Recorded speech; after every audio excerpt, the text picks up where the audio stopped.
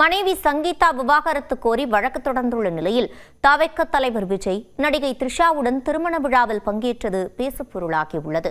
தமிழ் சினிமாவில் ரசிகர்களின் மனம் கவர்ந்த ஜோடி விஜய் த்ரிஷா.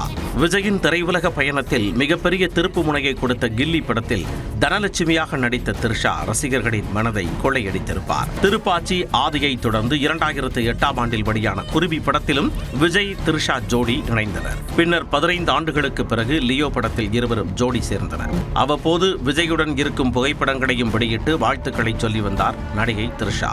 2024ஆம் ஆண்டில் தமிழக வெற்றிக் கழகம் கட்சியை ஆரம்பித்த விஜய் அந்த ஆண்டு இறுதியில் நடிகை கீர்த்தி சுரேஷின் திருமண நிகழ்ச்சியில் பங்கேற்றார். இதற்காக விஜயும் த்ரிஷாவும் தனி விமானத்தில் பயணித்தது தொடர்பான வீடியோ அப்போது வைரலானது.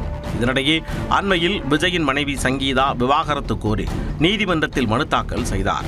அந்த மனுவில் விஜய் மீது பல்வேறு குற்றச்சாட்டுகளை அடுக்கியிருந்தார் சங்கீதா. இதுகுறித்து விவாதங்கள் சமூக வலைதளத்தில் அனல் பறந்தன.